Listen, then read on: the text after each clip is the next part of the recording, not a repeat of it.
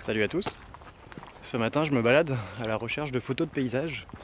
Parce qu'on a un joli brouillard ce matin qui recouvre le nord-Isère là. J'ai quelques idées en tête, donc on va aller voir si ça rend bien.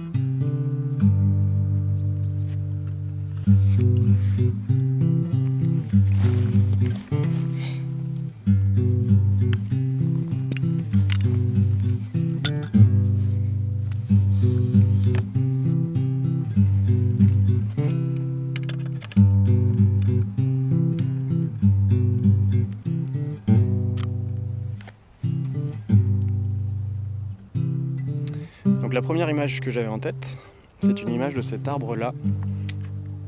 J'ai un peu un challenge en cours avec cet arbre depuis quelques années, puisque là on est à côté de chez mes parents, là où j'ai grandi, et donc je viens ici quand même régulièrement. Et j'ai plusieurs photos de cet arbre sous différentes saisons, à l'été, au printemps, à l'automne je suis même pas sûr, mais il me semble que j'en ai une en hiver aussi, où le paysage est un peu enneigé. Il faut que j'aille chercher dans mes archives si je la retrouve. Et en fait cet arbre m'a toujours attiré un peu mon regard parce il est joli, il est très joli, très harmonieux et il est tout seul au milieu du paysage ici. Donc ça fait une image de cet arbre un peu isolé, très sympa. Mais du coup c'est sympa de l'avoir sous différentes saisons pour comparer un petit peu. Alors bon, malheureusement je sais pas exactement d'où je l'ai photographié la dernière fois, donc le cadrage sera peut-être un peu différent. Mais je n'avais pas encore pris cet arbre en photo avec un joli brouillard qui efface complètement l'arrière-plan. Donc là c'est très joli parce que ça rend la composition encore plus minimaliste. On a vraiment l'arbre comme sujet principal et puis tout l'arrière-plan est fondu dans le brouillard, donc c'est très sympa. Il y a seulement ces herbes là, ces hautes herbes qui peuvent agir un peu comme une distraction parce qu'elles sont assez hautes. C'est pour ça que j'ai sorti la tige centrale du trépied pour essayer de me surélever le plus possible et que ces herbes dépassent le moins possible dans le ciel, dans le brouillard. Donc voilà, c'est pas une image incroyable, mais c'est une image un peu plus épurée. On a un sujet, tout simplement, avec un arrière-plan complètement fondu, très peu de distraction. Et j'aime bien aussi ce genre de photos, donc c'est toujours sympa à prendre.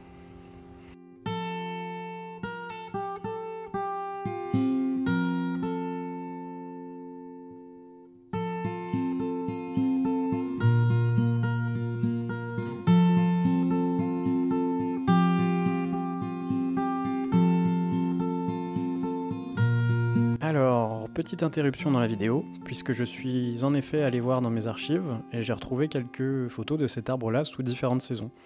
Donc on bascule brièvement sur mon écran d'ordinateur. Hop, voilà.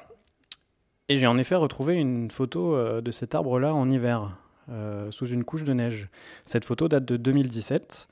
À vrai dire, je l'avais un peu oubliée, mais elle est assez sympa, il y a de l'atmosphère, il y a quand même une bonne couche de neige, ce qui est de plus en plus rare dans le Nord-Isère de nos jours, donc c'est sympa d'avoir cet arbre-là en photo sous la neige. Les photos suivantes sont beaucoup plus anciennes. Cette image-là date de 2008, et elle est franchement très nulle, complètement à contre-jour, on perd toutes les couleurs dans l'arbre. Elle est prise le 29 septembre, a priori, donc l'arbre commençait à tourner un peu à des teintes automnales, mais bon, on le distingue à peine ici, étant donné qu'on est complètement à contre-jour. La composition n'a rien de bien recherché, bon, l'arbre est bien centré, mais voilà, vraiment pas une photo incroyable, mais ça permet de comparer un petit peu cet arbre-là sous différentes saisons. Et pour situer, en 2008, moi, j'en étais là dans la vie. Donc c'est vrai que les règles de composition, les lignes de tiers, l'histogramme qui penche sur la droite, bon, tout ça c'était encore assez lointain pour moi. Donc on va dire que c'est déjà honorable. Et voilà, j'ai eu la chance, beaucoup de chance d'avoir été initié un petit peu à la photo assez tôt par mes parents qui m'avaient très gentiment offert un petit appareil Canon entrée de gamme à l'époque, mais voilà, qui m'a permis de faire déjà quelques images en 2008 que je retrouve maintenant, donc j'ai vraiment eu beaucoup de chance de ce côté-là quand même. Et voilà, ça fait au moins des images de cet arbre pour le comparer au fil des saisons. J'ai une autre photo qui est prise ici le même jour. Alors elle est déjà un petit peu mieux parce que la lumière est plus sympa. On a une lumière qui vient du côté un peu plus douce, un peu plus agréable. On voit mieux un peu les couleurs dans l'arbre. Encore une fois, la composition n'a rien d'incroyable. Le château d'eau en arrière-plan ici, j'ai vraiment comme une distraction. Il mériterait de ne pas apparaître, je trouve. Mais déjà mieux. Et celle-ci date de 2008 aussi, mais au mois de juillet. Donc on a le feuillage qui est encore bien vert, bien éclatant. Et sans faire exprès, quand on compare ces deux images, vous retrouvez le château d'eau encore une fois ici, la composition est presque identique. J'ai reculé simplement de quelques pas pour celle-ci, sans l'avoir fait exprès du tout, je pense, en tout cas. Donc encore une fois, c'est vraiment pas des photos incroyables, c'est simplement pour la comparaison, pour voir un peu l'évolution de cet arbre au fil des saisons, et ça reste quand même sympa. Voici la photo donc prise aujourd'hui, à l'état actuel des choses. Et c'est sympa de voir qu'au fil des années, donc, ces photos datant de 2008, il y a 16 ans d'écart. L'arbre est toujours là, évidemment. Le décor reste à peu près inchangé. Et ça fait plaisir de voir qu'il y a encore certaines zones de la nature qui résistent à l'impact humain. Donc ça reste plutôt sympa. Donc voilà pour ce petit challenge que j'ai en cours avec cet arbre qui dure du coup depuis au moins 16 ans, d'après la date de ces images. Donc c'est sympa de voir un peu l'évolution au fil du temps. Bon allez, assez de blabla, on retourne dans la nature.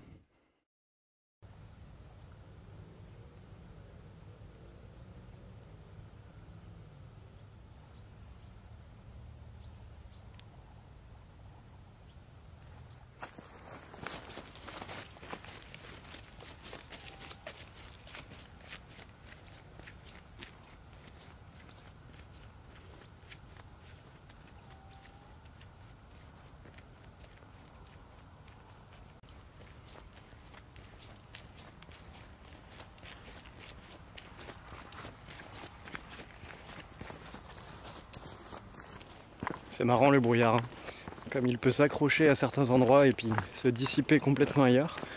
Là, en l'espace de 50 mètres, j'ai pris un tout petit peu d'altitude. Comme vous le voyez, il n'y a plus de brouillard du tout.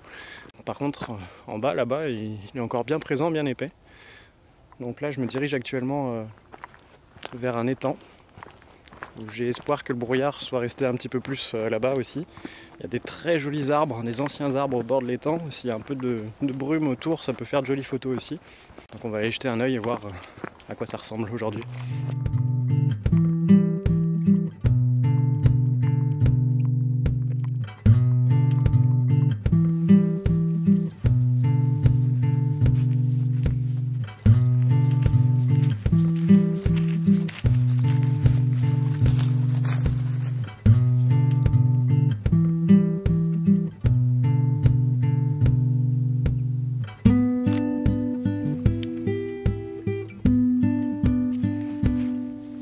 J'ai sorti le gros objectif de petites secondes, puisque le paysage au loin là m'a attiré l'œil.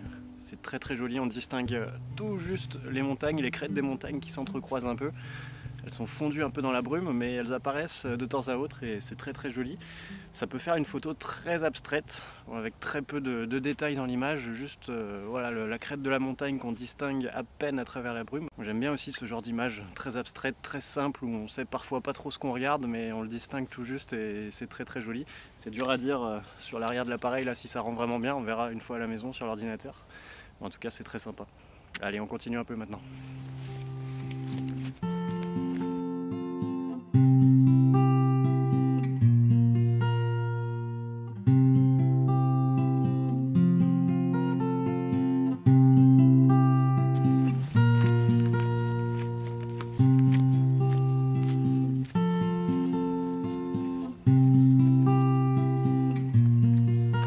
Certains se demandent peut-être quelles peuvent bien être ces montagnes que je photographie depuis le Nord-Isère. C'est le massif du Bugey, c'est la partie sud du massif du Bugey. C'est vrai que depuis cette région-là du Nord-Isère, par beau temps, on a la chance d'avoir une vue très dégagée. On peut voir le Bugey, on peut voir une partie de la Chartreuse et on peut voir une partie des Alpes et le Mont Blanc quand c'est vraiment bien dégagé. Donc c'est vraiment magnifique, on a vraiment un point de vue magnifique à partir de là. J'aime beaucoup cette région, mais bon. J'ai grandi ici, donc je suis pas très impartial, il faut dire.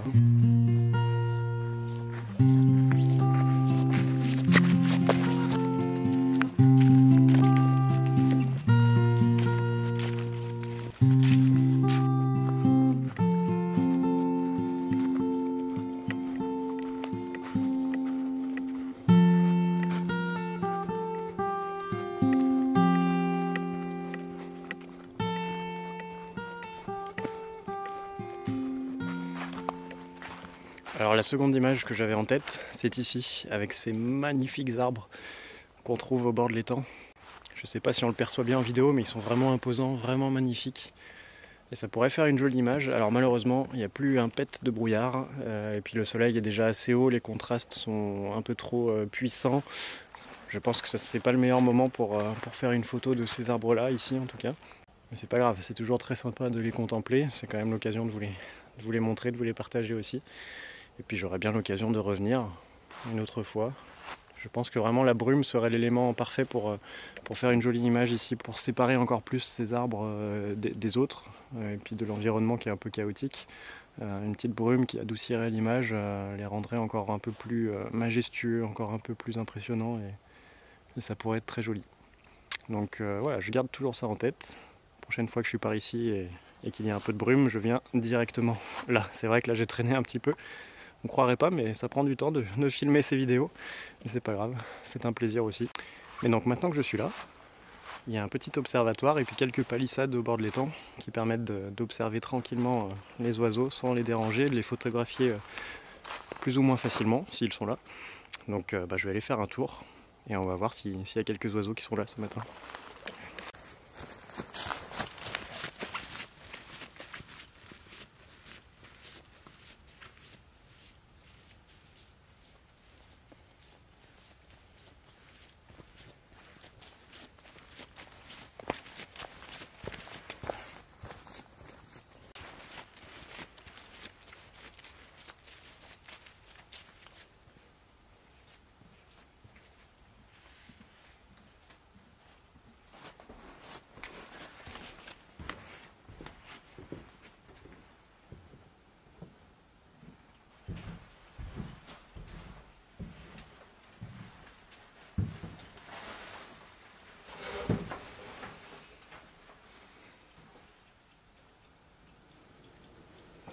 Il y a pas mal de monde ce matin à l'étang.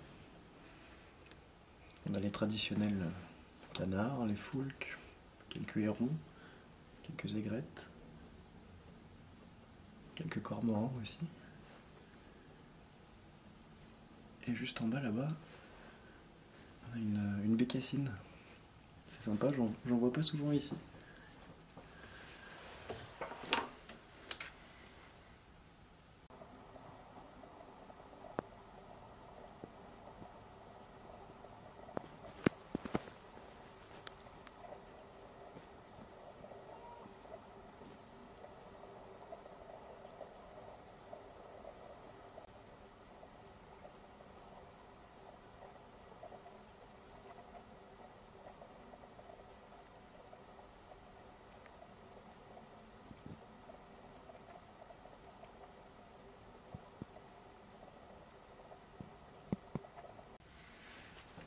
Elles sont même deux, j'avais pas vu la deuxième qui a l'air de dormir pour l'instant.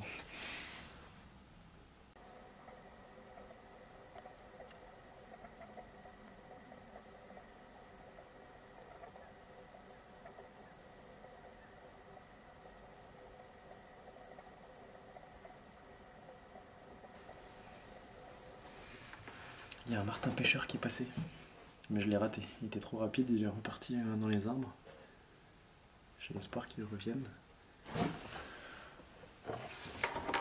On a un ragondin qui arrive là-bas.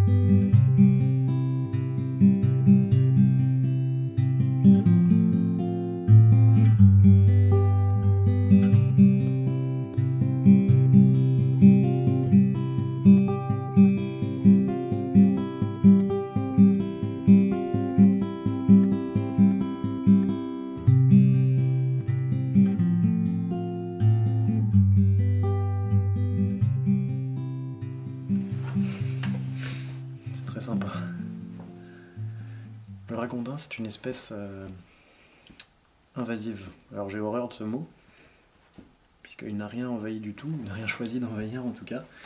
C'est une espèce originaire d'Amérique du Sud à la base, et qu'on a introduit en Europe au début des années 1900, quelque chose comme ça je crois, pour sa fourrure. Et puis il s'est développé, il s'est répandu, voilà, mais il n'a rien demandé à personne. Et maintenant on considère qu'il est invasif, qu'il est nuisible, et il est donc chassé toute l'année. Voilà un peu la connerie humaine. En tout cas ceux-là ici ils ont l'air plutôt tranquilles, tant mieux. Ils n'ont rien demandé à personne, les pauvres.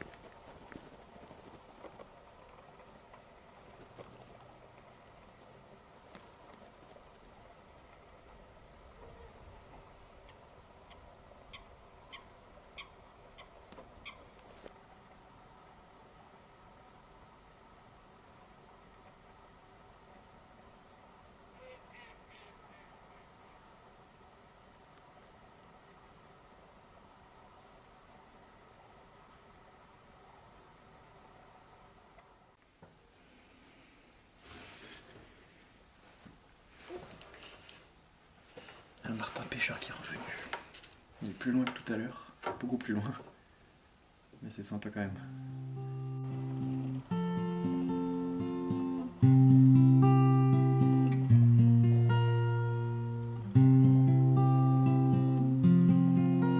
Oh, ils sont même deux. Il y en a un deuxième qui vient de le rejoindre.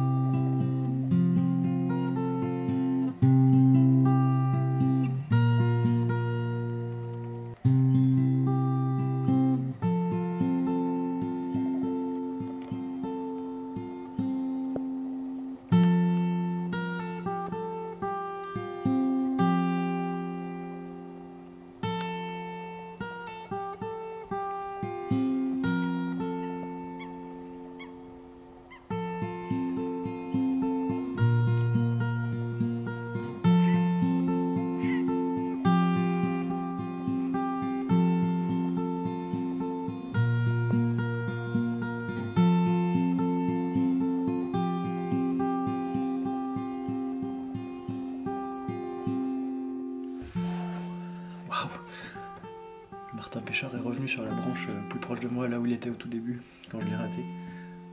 Voilà, c'est génial. On a toujours les bécasses là qui picorent dans la boue.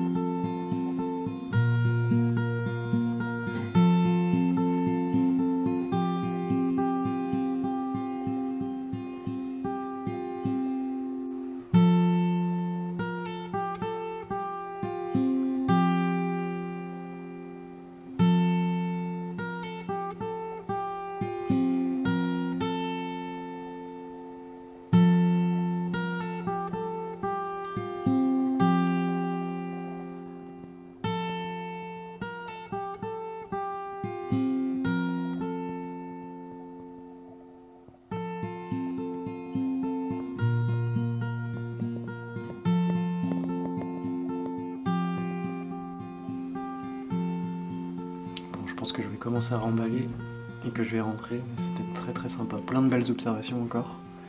Ce n'était pas vraiment prévu, de base j'étais sorti faire des photos de paysages dans la brume. Mais une fois qu'on est là, c'est dur de résister. C'est toujours sympa de venir jeter un petit coup d'œil depuis cet observatoire sur l'étang, voir ce qui s'y passe.